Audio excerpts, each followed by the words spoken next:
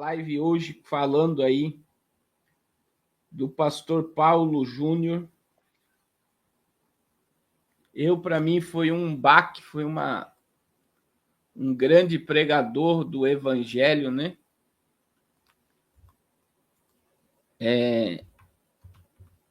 Existe coisas, irmãos, existe coisas que tá além do que ele falou, a gente sabe disso, né? Já surgiu um monte de boatos sobre o que aconteceu,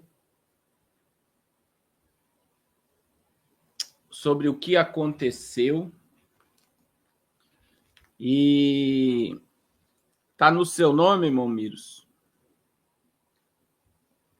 E eu quero aqui pedir que vocês prestem atenção, né, no que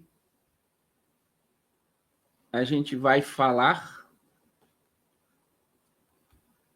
Deu certo, irmão Miros, glória a Deus.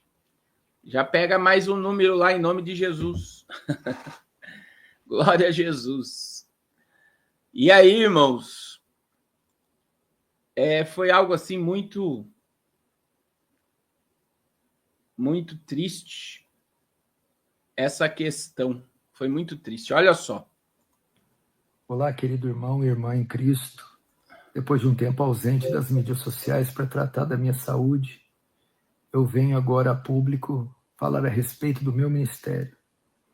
Você sabe que 1 Timóteo, capítulo 3, trata das qualificações do pastor. Um homem, se quiser ser pastor, precisa ter aquelas qualificações. Nesse sentido, eu quero dizer a vocês que eu pequei ferindo princípios que ali estão colocados. Por exemplo, Paulo fala que o bispo, pastor, precisa ser um homem temperante, precisa cuidar bem da sua família, precisa ser cordato, precisa ser hospitaleiro, precisa ser dado ao estudo da palavra e assim por diante. Não ser violento. Muitas vezes, aquela dureza que vocês viam no púlpito era manifestada nos meus relacionamentos e na maneira que eu conduzia a igreja, ferindo, magoando pessoas, membros, sendo muito duro, exigente, e a mesma coisa com membros da liderança, sendo exigente, duro, magoando, ferindo e ofendendo eles. Assim também membros da minha família. E são princípios inegociáveis para alguém que necessita ser pastor. O meu conselho me chamou, me repreendeu a respeito dessa condução por um tempo, e eu resisti a essa repreensão, tentando manipulá-los, tentando dissuadi-los e me rebelando contra a verdade de Deus e contra a verdade que vinha da sua boca. Mas depois de novos conselhos e novas repreensões, eles me convenceram do meu pecado. Meus olhos se abriram e eu vi que estava conduzindo a igreja de forma equivocada, pecaminosa. E eu pedi perdão a eles e reconheci o meu pecado. E depois de algumas reuniões, eles entenderam que essas violações, que já tinham um bom tempo, me desqualificavam para ser pastor dessa igreja. Isso que é muito pesado, irmãos. É muito pesado. Um conselho de presbitério dizer que o pastor Paulo Júnior não estava qualificado para ser o pastor daquela igreja. Isso é muito, muito pesado mesmo. Porque eu não sei se vocês sabem como é que funciona a Igreja Batista. A Igreja Batista, o pastor, ele é o pastor da igreja e existe um conselho, né? Existe um conselho e esse conselho é o que decide, é o que paga a conta, é o que... Então, o pastor, ele é o pastor que vai pregar, vai ensinar e vai administrar o rebanho. mas é o conselho que administra a finança, é o conselho que paga a conta, é o conselho que paga o salário do pastor. E, olha só, acontece que o conselho, falando com ele, mostrou para ele que ele não estava qualificado para continuar na frente do rebanho. Então, ele entregou a igreja, e, pelo que eu entendi, ele vai para um outro ministério, vai estudar teologia, é a fala dele, e em breve vai voltar aí,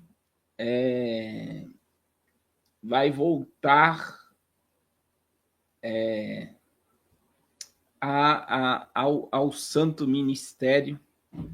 E aí ele deixou aí muita gente assustada, assombrada. O semblante dele está muito caído, né, irmãos? Ele está muito magro. Olha aí, ó, muito magro. Dá para ver que ele está muito abatido. E vem aí em público, dentro de um gesto aí para muitos nobre, né? Nobre.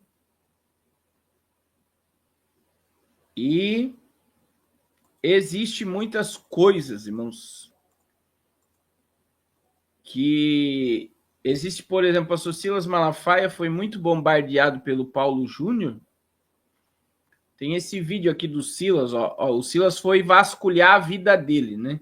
Olha aí. Cadê a história dele? Quem consegue ele é pastor? Não tem. Quem fez ele pastor? 2 milhões? Eu fui investigar. Cadê a história dele? Quem consegue ele é pastor? Não tem. Quem fez ele pastor? Não tem. De que igreja ele veio? Não tem. Aí eu pego um vídeo do cara. Ele dizendo assim: já preguei em igrejas de 10 mil, de 6 mil, de 4 mil, de 2 mil, de 1.000. Assembleias de Deus, igrejas neopentecostais, igrejas presbiterianas, batistas, metodistas, igrejas calvinistas, armenianas. Aí vem para a teologia. Congregações inteiras de bodes. Onde é que está isso na Bíblia? Congregações inteiras de joio. A Bíblia diz que tem o trigo e que o joio foi semeado. Congregação inteira de joio não tem na Bíblia. Congregação inteira de virgens loucas. Onde é que está isso na Bíblia? São 5 prudentes e 5 loucas. Milhões de assembleianos batendo palma para um bandido vagabundo cafajeste desse. Põe o que o cara fala aqui dentro, irmão. Aqui, ó. Ó. É aqui, ó. Ó. Aqui, ó. É esse aqui que é o manual, ó. Não é a falácia, não. É a palavra! É a palavra! E aí o pastor Silas foi buscar o histórico do Paulo Júnior. E aí você vê que o Malafaia diz que não tem da onde ele veio, que igreja ele veio, quem consagrou ele a pastor. Tem vídeo também do Caio Fábio falando que a igreja que ele é pastor, ele tomou, né? E agora veio aí outros aí dizer que ele tomou a igreja.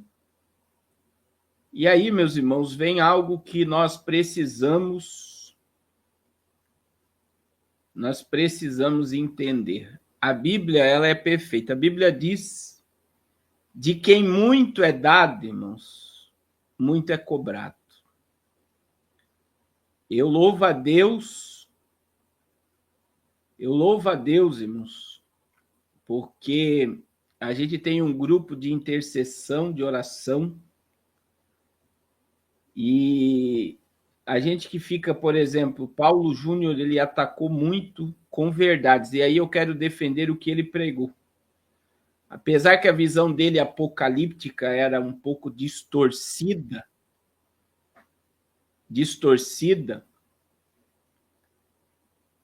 a questão escatológica, né, por ele ser um pastor reformado, mas o que ele pregou sobre cruz, sobre abandono de pecado, sobre vida de santidade, sobre comprometimento com o evangelho, é a mais pura verdade, irmãos. Então, a mensagem que Paulo Júnior carrega é uma mensagem de verdade. E por ele ser muito dado, muito foi cobrado. E aí eu digo para vocês, né, que todo homem, a Bíblia diz que aquele que está em pé, cuide para que não caia. E você sabe que quando existem uns abalos como esses, coloca muita gente no prumo. Então, muitas das vezes, Deus usa uma situação como essa para alertar aqueles que estão propensos a uma queda a se posicionarem e ficarem de pé. Então, assim, eu digo para vocês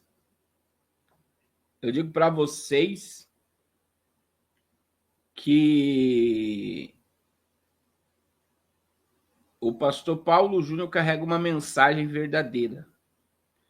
Porque o evangelho é aquilo dali que ele pregava, a questão de cruz e de renúncia. Isso é o evangelho. Jesus pregou isso que ele pregava. Se você quer vir após mim, negue-se a si mesmo, tome a cada dia a sua cruz e siga-me. Quem amar a sua vida, perdê-la, mas quem perder a sua vida por amor a mim, esse achará. Então, que caiba a Deus e a nós, né, estender a mão a ele, nós orando, e Deus estenda a mão a ele, e o posicione. E o meu desejo é que quando ele volte, que ele volte mais forte do que estava. Que ele volte mais cheio de Deus do que ele estava. Que ele volte com mais misericórdia, porque a queda, muitas das vezes, quando acontece isso na vida de um homem de Deus, é para que ele venha com mais graça, com mais amor, com mais misericórdia. Porque só vai entender quem é a misericórdia e a graça de Deus quem um dia precisou dela. E talvez o Paulo Júnior precisasse ter um encontro com a graça e com a misericórdia, e eu tenho certeza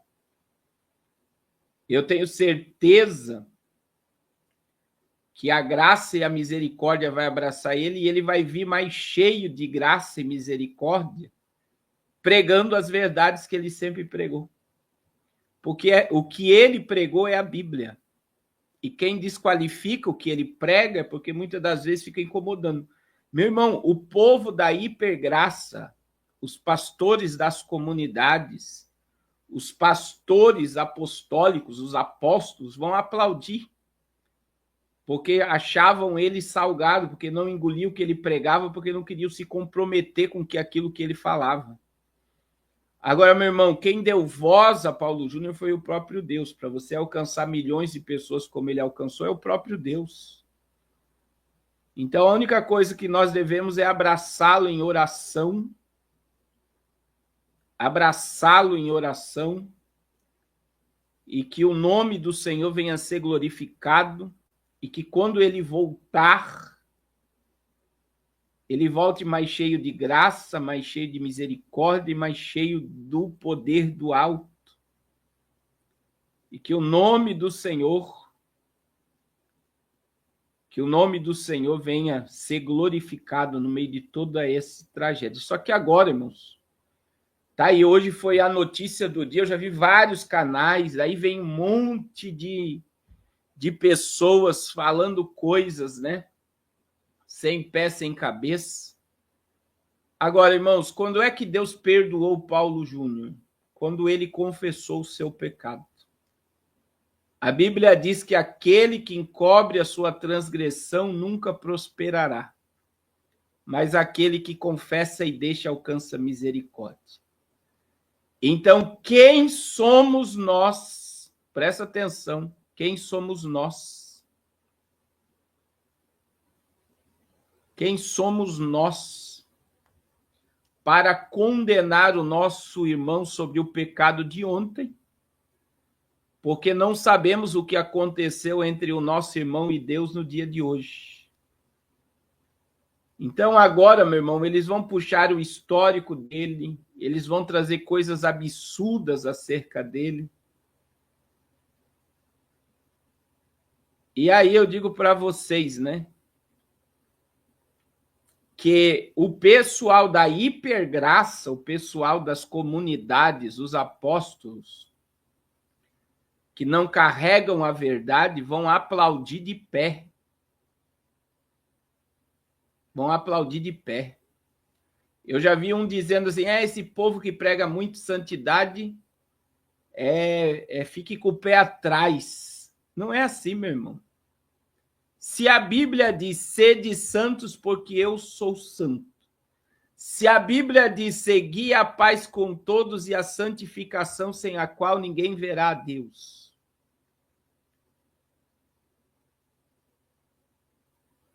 Ninguém verá a Deus se não for santo.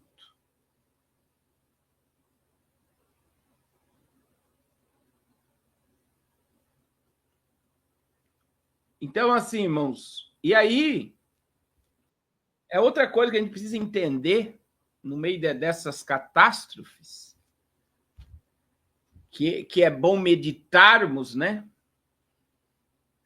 É bom meditarmos e meditarmos bem, é que, glória a Jesus, ninguém é pecador porque peca. Ninguém é pecador porque peca. Nós somos pecadores porque a nossa carne nunca se converteu. Eu gosto de Romanos 7, quando o apóstolo Paulo ele fala por 3 vezes o pecado que habita em mim. O pecado é um câncer que nós convivemos com ele diariamente, irmãos. O pecado é um câncer que convive conosco 24 horas por dia, 365 dias por ano. Ninguém é pecador porque peca. Nós somos pecadores porque a nossa carne nunca se converteu. Nós somos totalmente dependentes da graça de Deus. Então vamos orar por ele, vamos interceder por ele, e que Deus venha o restituir, e como eu falei, só vai entender o que é graça e misericórdia quando a pessoa precisa dela. E eu tenho certeza que a graça e a misericórdia de Deus abraçou o Paulo Júnior, que o pecado dele foi perdoado a partir do momento que ele confessou. A consequência ele já está vendo aí, né? Que Deus dê estrutura para ele suportar os ataques que ele vai sofrer, mas Deus já o abraçou. E eu tenho certeza que Deus vai levantar ele e ele vai voltar pregando, cheio de graça e de misericórdia. E quem crê, diga amém. Glória a Deus.